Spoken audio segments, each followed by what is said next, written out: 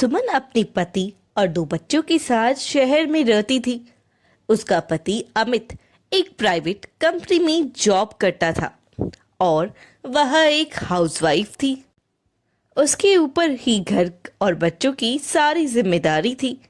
घर की छोटी बड़ी हर काम के लिए पूरा परिवार उस पर ही निर्भर रहता था और वह भी दिन भर अपने परिवार की छोटी बड़ी ज़रूरतों को पूरा करने में ही व्यस्त रहती थी। बच्चों के जन्म के बाद तो उसे अपने लिए बिल्कुल भी वक्त नहीं मिलता था, पर फिर भी वह खुश थी क्योंकि उसे अपने परिवार के लिए ये सब करना अच्छा लगता था। उसके दिन की शुरुआत सुबह 5 बजे से ही हो जाती।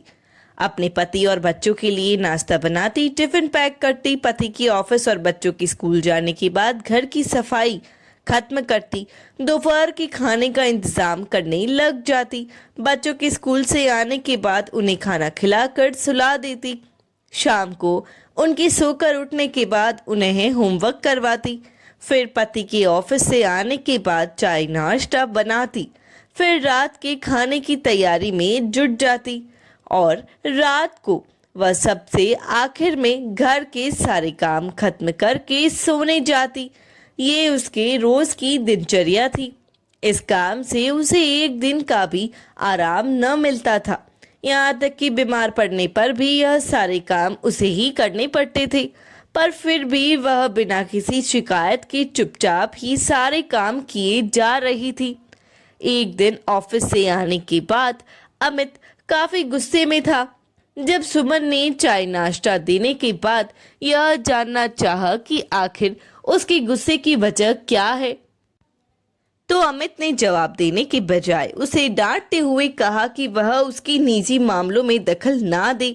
सुमन ने जब उसे समझाते हुए कहा कि वह बस उसकी नाराजगी की वजह जानना चाहती है, तो इस पर अमित ने गुस्से से कहा कि वह जानकर भी क्या कर लेगी, वैसे भी ऑफिस की बातें हैं, भला एक हाउसवाइफ को क्या पता कि ऑफिस में कितना काम होता है और कामकाजी लोगों को क्या क्या झेलना पड़ता है। अमित की बातों को सुनकर सुमन को बहुत बुरा लगा, पर उसे लगा कि शायद ऑफिस की टेंशन की वजह से अमित ने उसे गुस्से में यह सब बोल दिया है। यह सब सोचकर वह वापस घर के कामों में लग गई। कुछ दिनों बाद बच्चों की स्कूल में गर्मी की छुट्टियां हुई। बच्चों ने सुमन से कई बार घूमने जाने की जिद की। सुमन को लगा कि बच्चों का इतना मन है तो कहीं घूमने चलते हैं। रात को जब सब खाने के टेबल पर बैठे थे, तो सुमन ने अमित से बच्चों के साथ बाहर घूमने जाने का जिक्र किया। सुमन की बात सुनते ही उसके पति ने गुस्से से कहा कि तुम तो एक हाउसवाइफ हो, तुम्हें अंदाजा ही नहीं है कि ऑफिस में कितने काम होते हैं। तुम दिन भर घर में बैठकर करती ही क्या हो? मुझे ऑफिस जाना पड़ता है, ऑफिस के काम करने पड़ते हैं, पूरे हफ्ते मुझे मेहनत करनी पड़ती है। तुम तो दिन भर घर में पड़ी आराम करती हो, उस पर से बैठे बैठे घूमने जाने का प्लान बना रही होती हो। पति की बातों को सुनकर सुमन की आत्मसम्मान को ठेस पहुंची। उसे बहुत बुरा लगा कि अमित ने बच्चों के सामने उसे इतना बुरा भला कहा।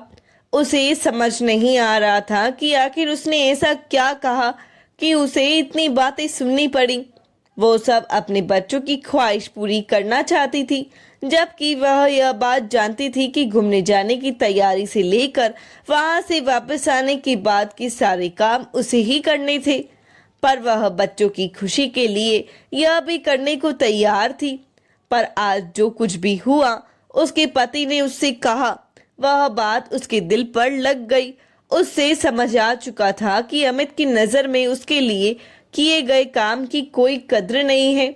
आज उसके आत्मसम्मान को ठेस पहुंची थी।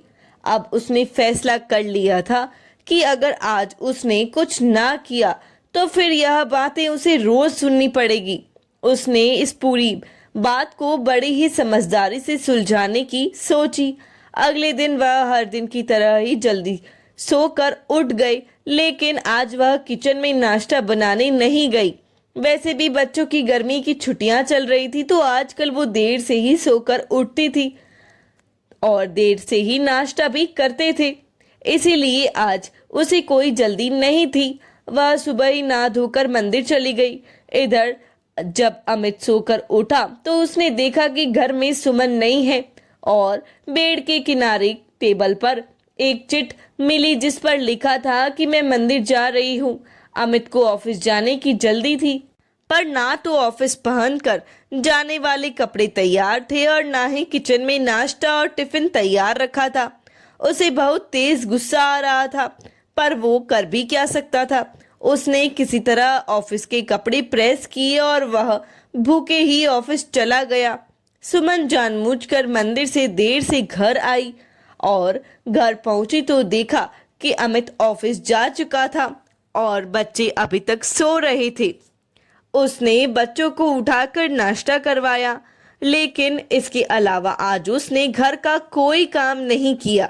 चारों तरफ से बिखरा पड़ा था। बच्चों की भी छुट्टियां चल रही थी, इसलिए उन्होंने चारों तरफ खिलौने फैलाए हुए थे। बच्चों को खेलता छोड़कर सुमन कमरे में सोने चली गई। शाम को जब अमित थक हार कर घर वापस आया तो घर की हालत देखकर उसका गुस्सा 7वें आसमान पर था। उसने आज तक अपने घर को इतना गंदा नहीं देखा था। उसने बच्चों से सुमन के बारे में पूछा तो बच्चों ने बताया कि मम्मी आराम कर रही है।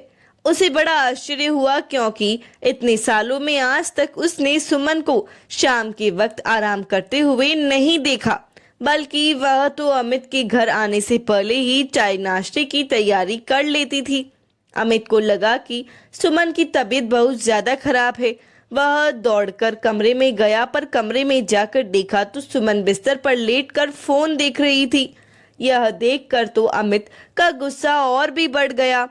उसने चिल्लाते हुए कहा कि मैं यहाँ थका हारा ऑफिस से घर लौटा हूँ और तुम आराम से बिस्तर पर बैठकर फोन देख रही हो। मैं सुबह भी भूखा ही ऑफिस गया था और अभी भी तुमने खाने के लिए कुछ भी बनाकर नहीं रखा, और तो और पूरा घर फैला पड़ा है। आखिर तुम चाहती क्या हो? उसकी सारी बात शांति से सुनने के बाद सुमन ने मुस्कुराते हुए कहा कि तुमने ही तो कल कहा था कि मैं सारा दिन घर में पड़ी पड़ी आराम कर रही होती हूँ, इसीलिए मैंने सोचा कि आज सच में आराम कर लेती हूँ। सुमन की बात सुनकर अमित का चेहरा शर्म से लाल हो गया। सुमन की बातें सुनकर उसे यह एहसास हुआ कि उसकी सोच कितनी गलत और छोटी थी। उसकी नजर में घर के काम और एक हाउसवाइफ की जिम्मेदारियां बहुत ही आम और मामूली थी। सुमन जिस काम को बिना किसी शिकायत के हर रोज कर रही थी, अमित के लिए वह कोई बड़ी बात नहीं थी। अमित को तो हफ्ते में एक दिन भी छुट्टी मिलती थी, पर सुमन को तो वो भी नसीब न था, बल्कि उसे तो उस दिन और ज्यादा काम करना पड़ता था। घर की हर सदस्य की फरमाइश पूरी करनी पड़ती थी। आज सिर्फ एक दिन सुमन घर की छुट्टी ले ली तो पूरे घर का काम ठप हो गया। अमित को शर्मिंदगी हुई कि उसने आज तक ना तो सुमन की और ना ही सुमन के किए गए कामों की कद्र की। सुमन से अपनी गलती के लिए माफी मांगी और उससे वादा किया कि वह अब से सुमन के घर के कामों में मदद करेगा। अमित की बातें सुनकर सुमन की आंखों में खुशी के आंसू आ गए। यह कहानी हमें जिंदगी की कड़वी सच्चाई के बारे में बताती है कि वह इंसान आपकी वैल्यू नहीं समझेगा जिसके लिए आप हमेशा अवेलेबल रहोगे। Thanks for watching. Do like, share and subscribe my channel.